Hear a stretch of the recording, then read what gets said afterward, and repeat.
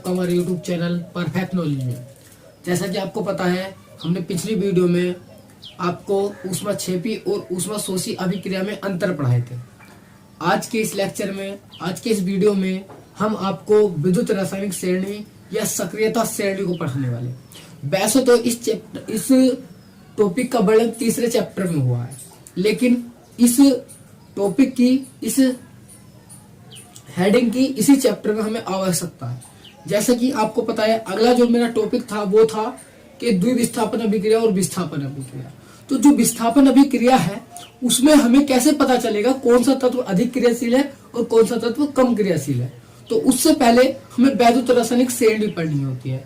इसी वजह से मैंने ये टॉपिक इसी चैप्टर में उठा लिया है। ठीक है, तो चलिए, बहुत ही बेसिक से और बहुत ही अच्छे तरीके से आपको मैं इस श्रेणी को याद कराने वाला हूं। मेरे साथ बनिए और आराम से याद कीजिए। ठीक है, आपको पता चल जाएगा कौन सा तत्व अधिक क्रियाशील है और कौन सा तत्व कम क्रियाशील है। ठीक है, तो चलिए देखते हैं आज का टॉपिक। तो देखिए, मैंने बोर्ड पे विद्युत रासायनिक श्रेणी या सक्रियता श्रेणी लिख दी है। देखिए, पहले परिभाषा देखेंगे, उसके बाद पढ़ेंगे। विभिन्न तत्वों को उनके बढ़ते हुए अपचयन इलेक्ट्रोड विभवों के क्रम में रखने पर जो श्रेणी प्राप्त होती है उसे विद्युत रासायनिक श्रेणी कहते हैं, जो निम्न है। निम्न है जो मतलब नीचे ये लिखी हुई है, मैंने लिख दिया है। आपको दिखाई दे रहा होगा, एक लाइन यहाँ लिखी है, फिर यहाँ लिखी है और फिर यहाँ लिखी है। ये लाइन एक ही है कंटिन्यू। देखो, एक है, इसके नीचे तीर बनाया, इसका मतलब ये यहाँ से है इसके नीचे, फिर ये तीर बनाया, ये इसके नीचे है। मतलब कि सारी एक ही लाइन में है। सीक्वेंस मतलब ऐसे करके एक ही लाइन में है ना। बोर्ड पे एक लाइन पे नहीं आती, इसलिए मैंने इधर लिख दी और इधर लिख दी। ठीक है, तो आपको समझ में आ गई। चलिए, तो देखिए, जो शुरू के तत्व है वे अधिक क्रियाशील है। क्या है? अधिक अभिक्रियाशील है, यानी कि ये एकदम क्रिया कर लेते हैं, जल्दी से क्रिया कर लेते हैं और प्रबल अपचायक है ये, और एनोड बनाते हैं। क्या बनाते हैं? एनोड बनाते हैं। इसी तरीके से जो नीचे है, सबसे नीचे की लाइन है, ये सबसे निचला तत्व है एयू, तो ये कम अभिक्रियाशील है, दुर्बल अपचायक है और कैथोड बनाता है। ठीक है, तो देखिए, अब इस रासायनिक श्रेणी को हम याद कैसे करें उसको समझिए। तो अब देखते हैं। तो देखिए, ये पहले एलाइ था, लिथियम, फिर पोटेशियम, बोरियम, इसी तरीके से तत्व sodium, magnesium, aluminium, manganese, zinc, chromium, लोहा, कोबाल्ट, निकिल, इस तरीके से तत्व हमारे हैं। ठीक है, इनके नाम, इनके जो परमाणु संख्या थी, संयोजकता, वो मैंने पिछली वीडियो में आपको पढ़ा रखी है। सारे के नाम आपको पता होंगे, याद कर लेंगे। ठीक है, नहीं पता है तो मैं नीचे आपको लिंक दे दूंगा उसका वीडियो का, जिसमें मैंने इसके तत्वों को नाम पढ़ाए थे, उसमें बताया था, आप वहां पढ़ लेंगे। ठीक है, अन्यथा आप कहीं से भी देख सकते हैं। चलिए, तो अब इसे देखिए याद कैसे करना है कि कौन सा तत्व ऊपर है। तो मैंने यहाँ पर लिखा है याद करने के लिए। देखिए, लेकर देखो याद कैसे करेंगे।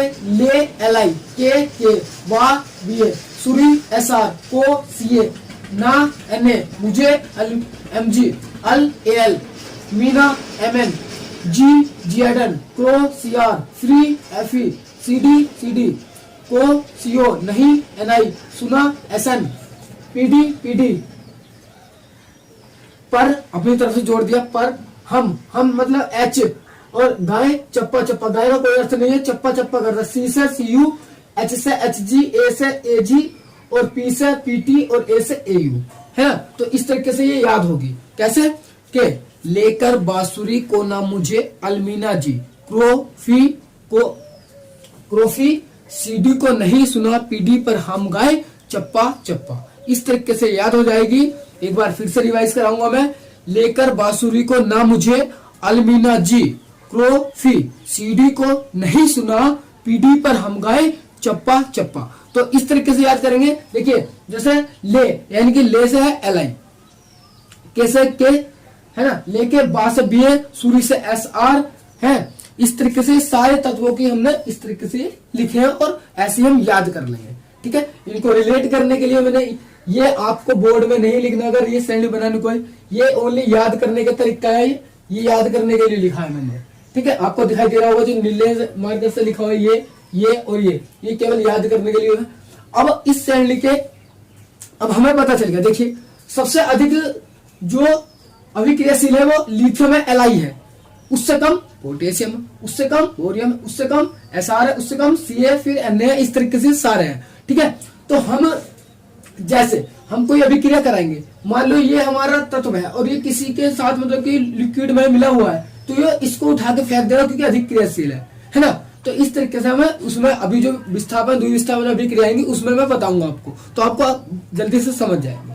ठीक है, तो चलिए, आप आशा करता हूँ आप इस तरीके से इसको याद कर लेंगे और अच्छे से पढ़ लेंगे तत्वों को, तभी आपको पता चलेगा कौन सा तत्व अधिक क्रियाशील है, कौन सा तत्व कम क्रियाशील है। ठीक है, चलिए, तो अब इसके कुछ लक्षण हैं और उपयोग है, वे हम पढ़ने वाले हैं। तो लक्षण जैसे देखिए, वैद्युत रासायनिक श्रेणी में ऊपर की तरफ अधिक अभिक्रियाशील तत्वों को रखा गया है, पहला पॉइंट हुआ, तथा नीचे की तरफ कम क्रियाशील तत्वों को रखा गया। दूसरा पॉइंट होगा कि वैद्युत रासायनिक श्रेणी में ऊपर उपस्थित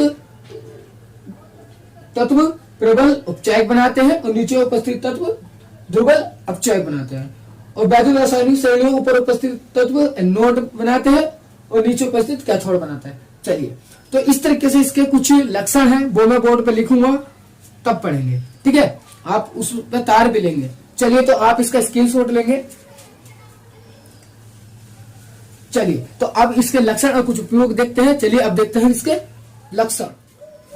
तो देखिए, हमने बोर्ड पे वैद्युत रासायनिक श्रेणी के लक्षण और अनुप्रयोग यानी कि उपयोग यानी कि उससे लिख दिया है। तो अब देखते हैं पॉइंट टू पॉइंट। देखिए, पहला पॉइंट जो मैंने आपको बताया था वही लिखा है। देखिए, विद्युत रासायनिक श्रेणी के लक्षण। तो विद्युत रासायनिक श्रेणी के लक्षण निम्न है।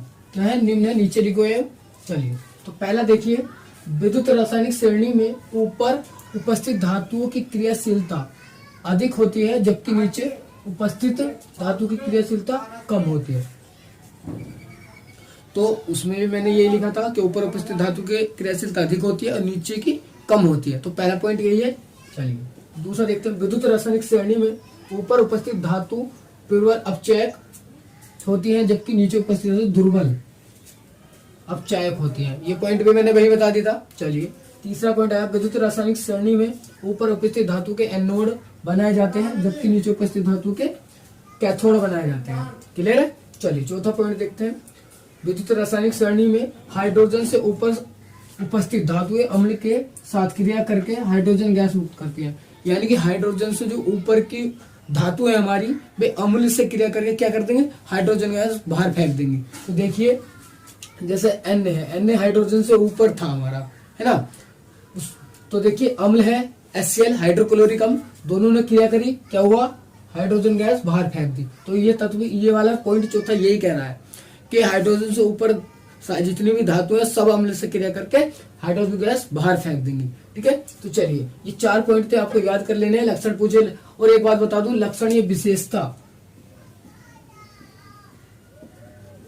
बात एक ही है। कभी आप देखो कि विशेषता आ गई क्या है, तो विशेषता लक्षण बात एक ही है इनका। ठीक है, चलिए, अब आते हैं अनुप्रयोग पे। तो अनुप्रयोग देखिए, विद्युत रासायनिक श्रेणी में, इस शॉर्ट में लिखा है, विद्युत रासायनिक श्रेणी में ऊपर से नीचे की ओर जाने पर धातुओं की रासायनिक सक्रियता तथा धन विद्युतता लक्षण क्रमशः घटते हैं। यानी कि नीचे की ओर जाने पर क्रमशः वे घटते हैं, चाहे सक्रियता हो चाहे धन विद्युतता हो। ठीक है, चलिए, दूसरा पॉइंट देखते हैं, विद्युत रासायनिक श्रेणी में आयरन से नीचे की ओर जाने पर, आयरन से नीचे की ओर जाने पर यानी लोहे से नीचे की ओर जाने पर तत्वों की अपचायक क्षमता घटती है। जो तत्व है उनकी अपचायक क्षमता हमारी घटती है।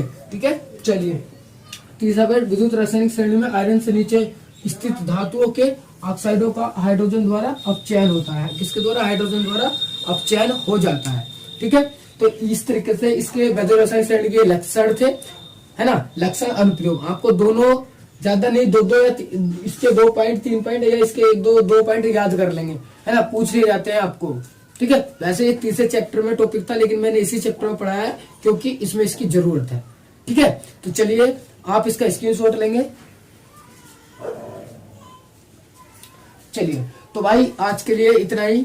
अगले टॉपिक में मिलेंगे अपनी अभिक्रिया के साथ, जो सी हमें आपको पता है कि हमारी विस्थापन अभिक्रिया, 2 विस्थापन अभिक्रिया आने वाली है, तो हम भी उनके साथ ही आने वाले हैं। ठीक है, तो चलिए, आज के लिए इतना ही, चलते हैं। जय